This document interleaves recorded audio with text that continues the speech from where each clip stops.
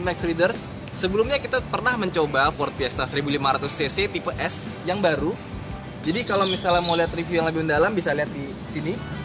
Nah, sekarang kita hanya membahas mesin dan akselerasi dari Ford Fiesta dengan mesin baru 1000cc EcoBoost.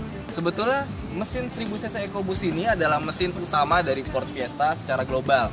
Cuma untuk versi Indonesia, karena di pajaknya itu kan kalau ada induksi paksa atau turbo itu dia lebih tinggi. Makanya Ford sengaja memberikan mesin 1500cc yang merupakan modifikasi dari mesin 1500cc sebelumnya khusus untuk pasar Indonesia. Ini adalah salah satu bukti bahwa Ford telah menggarap pasar Indonesia dengan serius. Nah, mesin 1000cc ini bukan mesin 1000cc biasa. Karena kalau mesin 1000cc biasa itu kan kita pasti mikirnya 3 silinder 1000cc itu biasanya performanya kurang, terus bergetar, berisik, meskipun lebih hemat bahan bakar dibandingkan mesin 4 silinder. Tapi mesin Ford 1000cc 3 silinder ini justru tenaganya bisa mencapai 125 horsepower. Tidak hanya itu, torsinya juga 170 Nm dan 2 kali mendapatkan International Engine of the Year tahun 2012 dan 2013.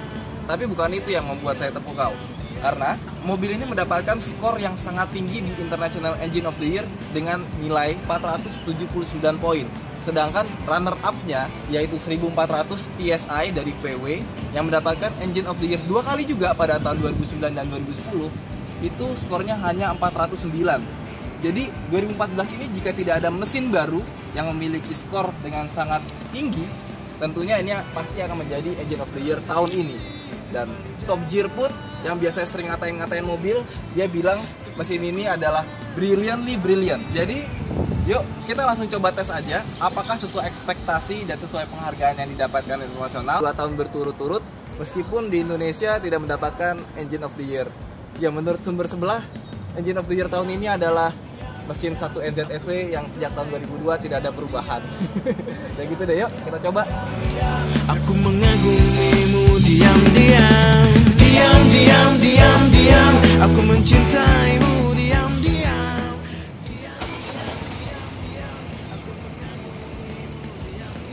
Ya, dapat Anda lihat sendiri, mobil ini memiliki getaran yang sangat minim. Tadi waktu kita starter agak bergoyang sedikit, habis itu getarannya nyaris tidak ada. Jadi kita pegang pun ini rasanya sama seperti 4 silinder. Coba digas sedikit.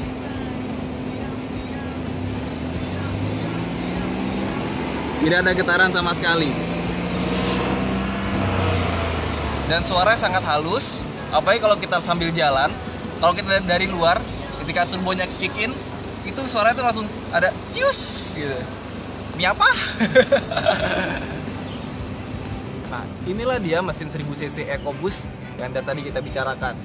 Pertama, dia memiliki rahasia. Mengapa sih mobil ini getarannya bisa minim? Ini karena penggunaan flywheel yang tidak seimbang. Jadi dikasih pemberat.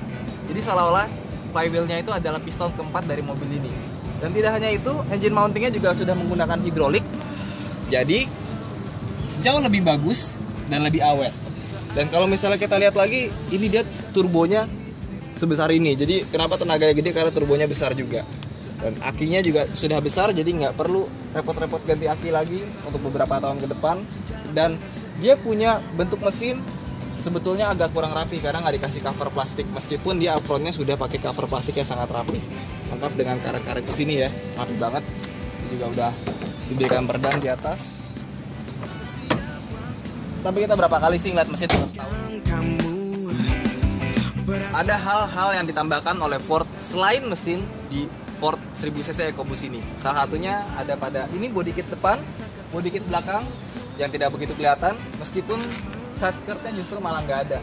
Ini kan kelihatan banget dari samping ya, seharusnya ditambahkan. Dan kita juga mendapatkan paddle lamp, lalu ada illumination lamp pada interiornya.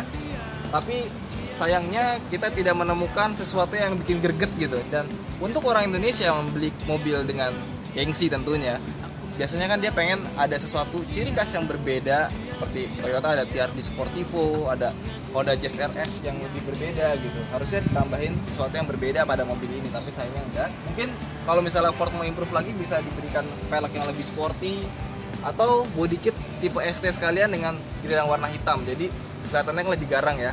tapi kita juga mendapatkan penanda EcoBoost, mulai dari stiker depannya, stiker samping.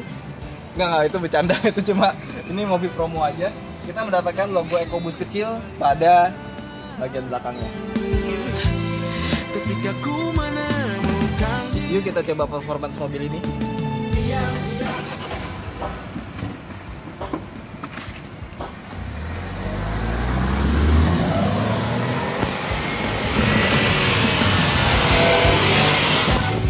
aku mencintaimu diam-diam. Aku mengagumimu diam-diam. Diam-diam. Aku mencintai. Untuk berakselerasi dengan mobil ini, kita nggak perlu nginjek pedal gas dalam-dalam, dan RPM-nya pun tidak harus mencapai angka 4000. Jadi RPM 2000 kita gas sedikit lebih kenceng, itu tarikannya sudah terasa. Tiba-tiba kita 100 km per jam aja. Makanya untuk menjadi seorang eco driving expert, eco driving expert.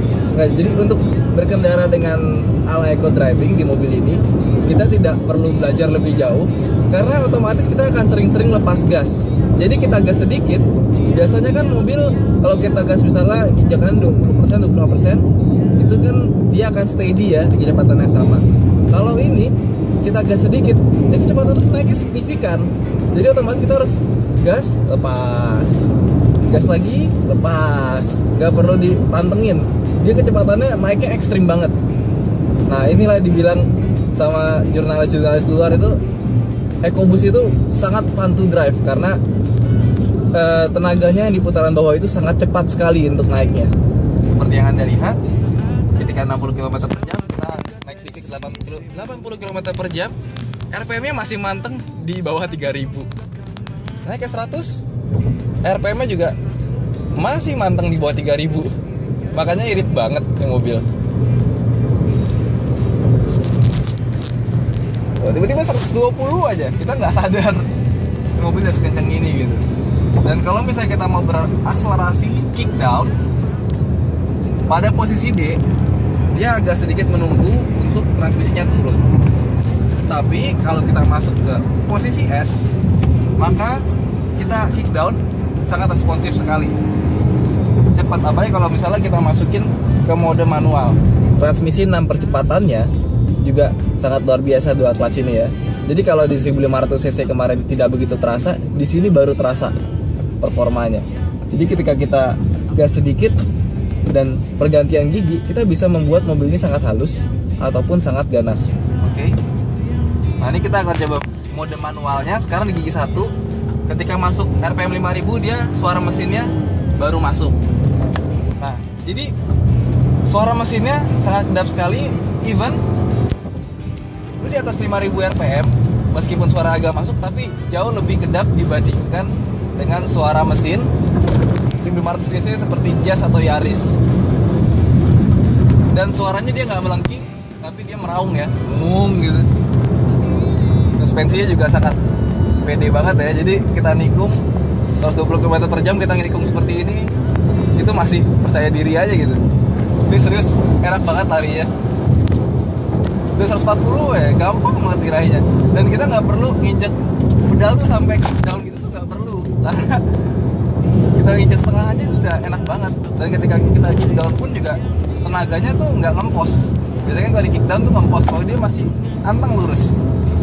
Biasanya mobil seirit apapun, kalau dibawa ke kebut-kebutan, terus RPM-nya tinggi, itu pasti jadinya jatuhnya boros-boros juga, bisa 14, 15, 16. Tapi ini udah kita bawa geber abis, ini masih 13 liter per 100 km alias 1:8. Gila ya, jadi kita ngebut tapi masih irit gitu. Emang International Engine of the Year tuh gak bisa bohong. Ngebutnya aja masih hemat. Gue gak ngerti diapain nih mobilnya. Ketika cruising di kecepatan biasa, mobil ini memberikan getaran mesin dan kekedapan suara yang sangat minim. Even di kelasnya, meskipun dia 1000 cc, menurut gue ini udah paling kedap suara dari mulai mesin sampai suara-suara luar. Bahkan suara ban jauh lebih berasa dibandingkan dengan suara mesin. Padahal 3 silinder, kita nggak berasa ya.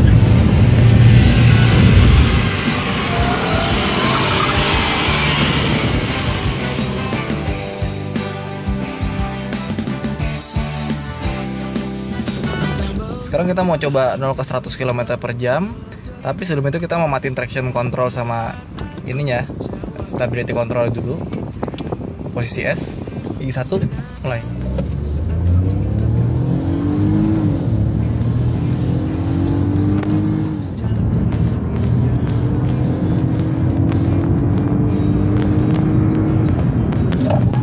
Ternyata akselerasi dari 0 ke 100 km per jamnya didapatkan dengan angka 10 hingga 11 detikan ya.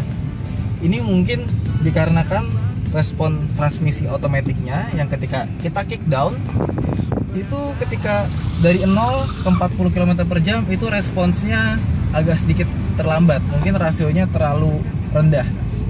Harusnya dibikin agak tinggi sedikit lagi. Dan kalau misalnya Anda ingin mendapatkan respon yang lebih bagus, mungkin bisa pindah ke transmisi versi manual. Bukan manual secara power shift ya, tapi manual yang sesungguhnya. Tapi nggak apa, menurut gue ini sudah lebih dari cukup. Kenapa? Karena kita pada daily driving itu biasanya menggunakan kecepatan di angka 40 hingga 100 km per jam. Nggak mungkin kita dari lampu merah langsung kita bejek gitu kan, nggak mungkin. Jadi tarikannya, nah ini baru terasa seperti ini. Dan kita nggak perlu menunggu ke red line. Jadi kalau misalnya mobil lain tuh kita harus red line dulu, mendekati red line di atas 6000 rpm. Ini di rpm 1000 segini aja udah enak banget tarikannya. Kita bejek, tambahin, itu enak banget larinya. Nah, jadi kalau buat stop and go di dalam kota itu tarikannya enak banget, bisa set gitu ya. Itu kayak slogannya Capres ya. Itu enak banget. Jadi ini bener-bener didesain buat performa daily driving, performance daily driving, bukan performance 0 ke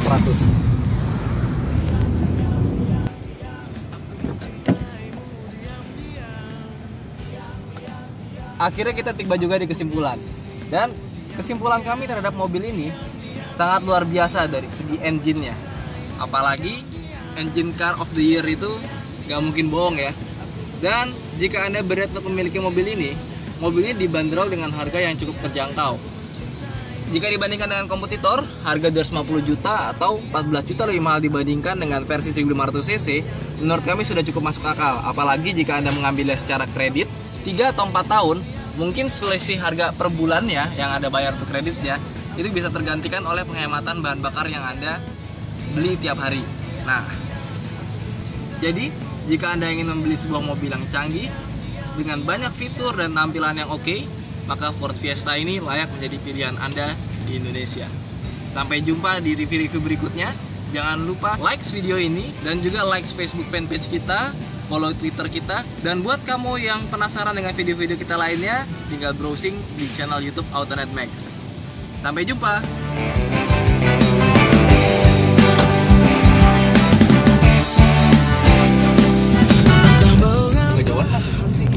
Kelihatan jerawat gua. Gila.